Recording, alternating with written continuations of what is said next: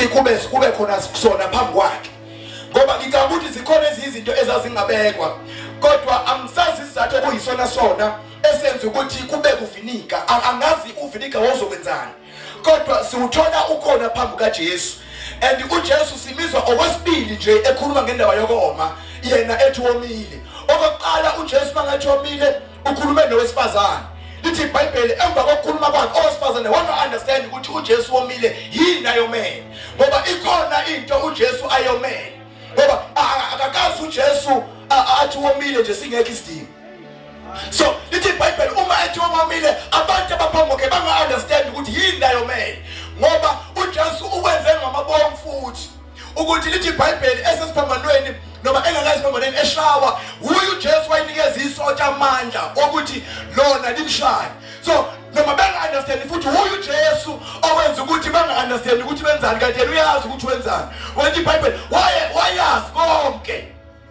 haleluya so azikonke iBhayibheli lithi ke wonke uJesu uma wayengomela amanzi ngoba iBhayibheli ushilo uJesu wathi mina ngamanzi okuphila kusho ukuthi amanzi ayivele khona kuye ngoba uthi ophuza kimi akusobe oma naphakade uma fika emthonjeni uthi no isikhathi somthombo yeJakobe siphelile nawo umthombo ophuza kuwo ophuza khona enghomo so akazile ngamanzi kule ndawo akazile ngamanzi omelwa ngabantu khona indaba zengayo then abantu bangayi-understand ukuthi yini la yomele bamnika uvinika kanti ngekhaya bamnika uvinika aba-understand ukuthi into eyomele uJesu lapha mshongo wayomele lento elithi iBhayibheli osifazane engasaqondanga ukuthi uJesu uthini mayitha kamphuzise ngoba uma etha kamphuzise wayilindele lento uNkulunkulu ethi iBhayibheli esekethuka kumuntu wathi kuhle ngekhathi athi mphuzise wayelindele ukuthi ngesikhathi uNkulunkulu eqala ukudala umuntu ethi iBhayibheli wathi kuhle then kodwa ke umuntu usesesonweni so lo sifazane wafisha ukunderstand ukuthi njengoba ethi ngimphuzise ubani ethi ngimphuzise uNkulunkulu ngimphuza kanjani ngisekoneni kwami ongaka nginamadoda engawazi nokuthi mangaki nginje ngoba nginje ngoba ngizela kunenhloso engize ngayo ngingamphuzisa kanjani uNkulunkulu nginje ngoba nginje haleluya belithi iBhayibheli wathi uJesu ukuba bawazi ubuyocela kimi ukuthi ngiphuzise lithi iBhayibheli emva kwalokho wesifazane wagijima wamemeza eSamaria lonke wathi wazani izobona ukuthi lona engihlangene naye akusuye yini umsindisi na then into eyayomele uJesu iyona leyo namhlanje uNkulunkulu mawungcwele uthi kimi abafana ababehambile begawula imshaya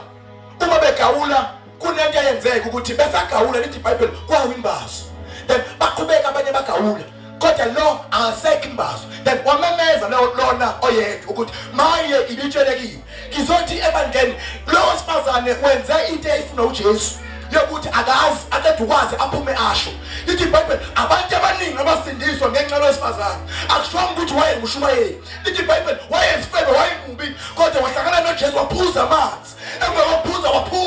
waphuma eseshintshini namhlanje kuthi ngithi iwalephi imbazo naku sinoJesu kodwa asiphume isikhulumo uma sifike emakhaya siyakhompromise siyathula uthi uJeremiya lento ifana nomlilo ivalela ngaphakathi kwami uthi noma ngithi ngiyathula ivumi ngithula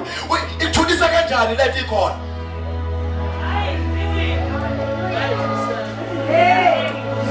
yini vana umlomo lento ekubeni ikhona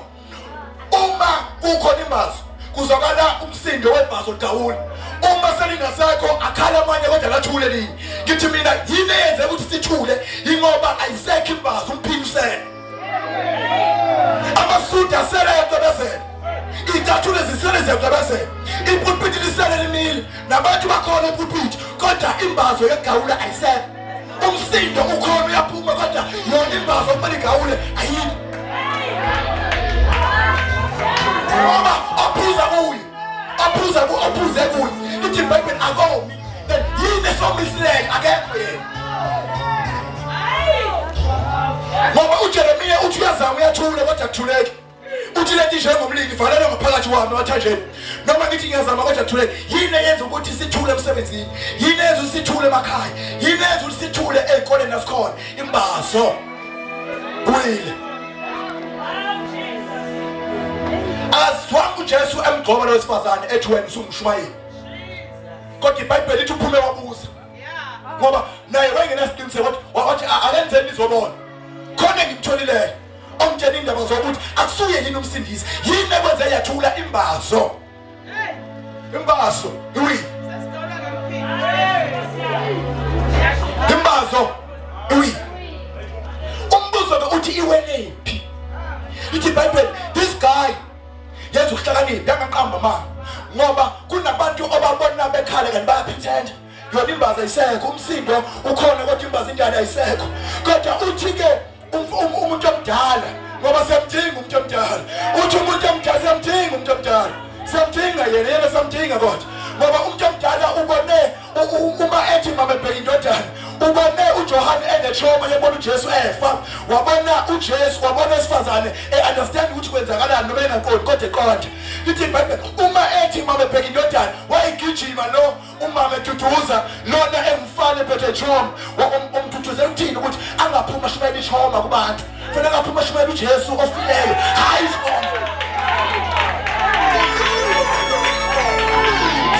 abantu beshumayela ijoma ukuthi mina ngenziwani ubani ushumayela ijoma akashumayela